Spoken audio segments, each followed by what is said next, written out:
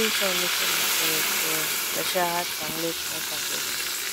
तुम्ही बघू शकता किती छान ढोकळा झालेला आहे, खमण ढोकळा. आणि याला मी कट बी थोडा वेगळ्या पद्धतीने केलेला आहे, म्हणजे आपण पिझ्झा कट करतो ना त्या टाईप. आणि 4 चौकोनी न कापता असे लांब लांब कापले. बघू शकता तुम्ही किती छान ढोकळा झालेला आहे आणि किती सुंदर दिसतोय. चला मग इतका सुंदर ढोकळा कसा बनवायचा बघूया. तर त्याच्यासाठी मी घेतलेलं आहे इथं 1.5 वाटी रवा घेतलेला. हा बारीक रवा घेतलेला आहे मी. जाड रवा बी घेऊ शकता, तसं काही नाही. पण मग जाड रवा आहे थोडा मिक्सरमधून बारीक करून घ्यायचं. हा बारीक रवा घेतलेला आहे. इथं मी 1.5 वाटी घेतलेला आहे, तर मी 1 वाटी दही घेईल. दही घ्यायचं. हे बघा 1 वाटी जवळजवळ मी दही घेतलेलं आहे आणि ते चांगलं मिक्स करून घ्यायचं.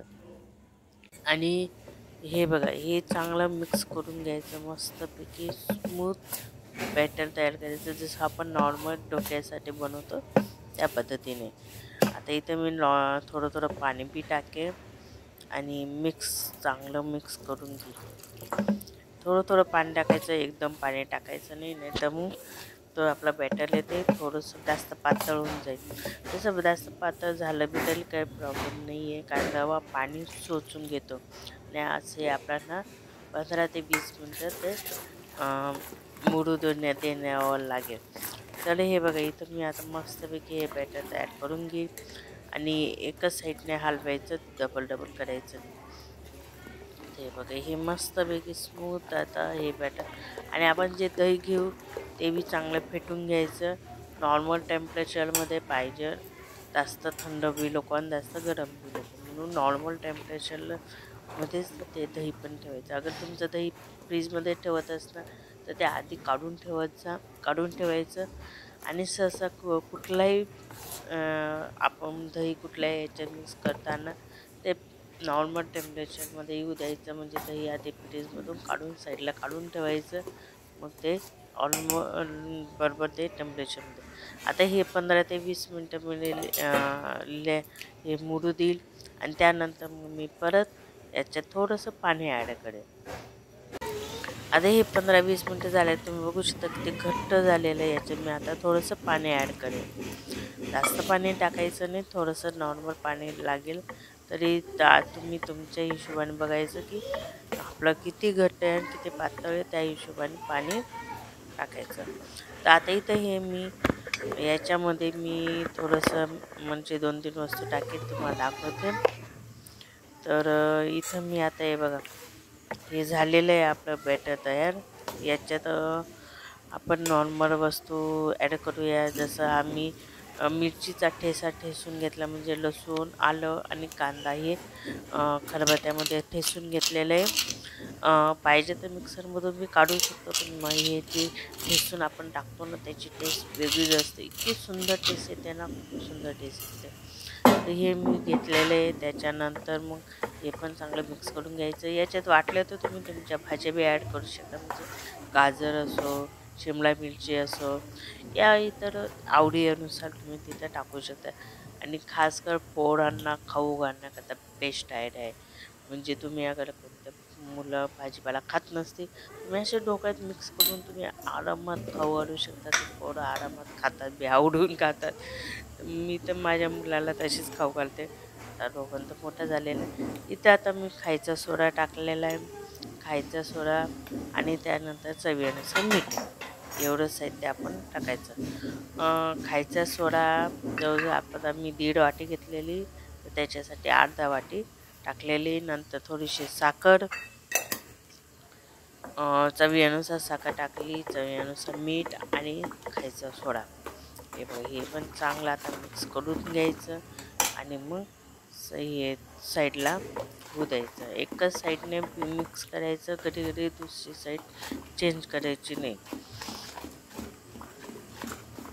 आता इथं मी हे बघा हे चांगलं फेटून घेतलं. जेवढं तुम्ही चांगलं फेटून घेणार तेवढं ते बेस्ट. आता इथं मी भांडं घेतलेलं आहे.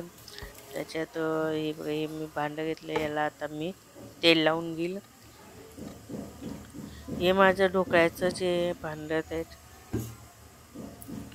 ढोकळ्याचंच भांडं आहे, त्याला मी आता मस्तपैकी तेल लावून घेईन आणि तेल चांगलंच साईडने वगैरे व्यवस्थित तेल लावून घ्यायचं, म्हणजे आपला ढोकळा सहज निघून येईल, जास्तही होणार नाही. ते बघा मस्तपैकी असं ढोकळा लावून तेल लावून घ्यायचं आणि नंतर मग मी पाणी गरम करायला एक साईडला पाणी गरम करायला ठेवलेलं आहे. साईडला मी पाणी पण गरम करायला ठेवलेलं आहे. आता इथं बघा मी हे जे बॅटर आहे आपलं ते याच्यात टाकून घेईल. जवळजवळ माझं सगळं बॅटर होऊन जाईल, कारण 1.5 वाटी पण त्याच्यात बसून जातं. कारण डिश माझी खूप मोठी डिश आहे, छोटी डिश नाही आहे, खूप मोठी डिश आहे, म्हणून त्याच्यात आरामात बसून जातं. आता इथं मी हे ढोकळा आणि थोडंसं टप करून घेईन, ज्याच्याकडून जसं आपण केकला करतो म्हणजे बबल असते ते निघून जाते. त्यानंतर इथं मी पाणी गरम करायला ठेवलेलं आहे आणि इथं एक लिंबू टाकलेला आहे. लिंबू याच्यासाठी की आपलं भांडं आहे ते काळं पडत नाही. आता इथं मी बॅटर ठेवून दिलेलं आहे आणि मी नंतर आता याला झाकून देईल. 20 मिनटासाठी शिजू देईल आणि 20 मिनटानंतर आपण परत चेक करूया आणि मस्तपैकी आपला ढोकळा रेडी. इथं माझे 20 मिनटं तयार झालेले आहेत. आता बघूया ढोकळा कसा झालेला आहे. बघा तुम्ही किती छान फुललेला आहे आणि कलरही खूप सुंदर आलेला आहे. आणि हा आपला रेडी आहे, केक तयार आहे, आपला सॉरी ढोकळा आपला तयार आहे. तर चला आपण हा काढून घेऊ आणि ओढून थोडीशी फोडणी देऊया. फोडणीसाठी मी इथं आता हे बघा, आणि ढोकळा कधी थंड होऊ द्यायचा आणि मग केक काटायचं, हे करायचे. इथं मी तेल गरम झालं, जिरं हिंग टाकून मस्तपैकी तडका तयार करून घेईल आणि हा तडका आपला ढोकळ्याला देऊया. आणि मी थोडंसं हे जास्त टाकलं आणि थोडंसं नॉर्मल पाणी टाकायचं, जसं ढोकळ्याला आपण नेहमी करतो. आणि इथून हे वरून आपण आता हे टाकून देऊ. आता मी जिरं थोडं जास्त घेतलेलं आहे, कारण मला आवडतं ते जिरं. ते थोडंसं नॉर्मल गोल्डन झालं का खूप टेस्ट येते. तर इथं आपला ढोकळा तयार आहे. कसा वाटला? तर चला मग हा ढोकळ्याची रेसिपी तुम्हाला कशी वाटली मला कमेंट करून नक्की सांगा. आवडले असेल तर लाईक, शेअर आणि सबस्क्राईब नक्की करा. ते बघा किती सुंदर झालेलं आहे, खूप खूप सुंदर झालेलं आहे.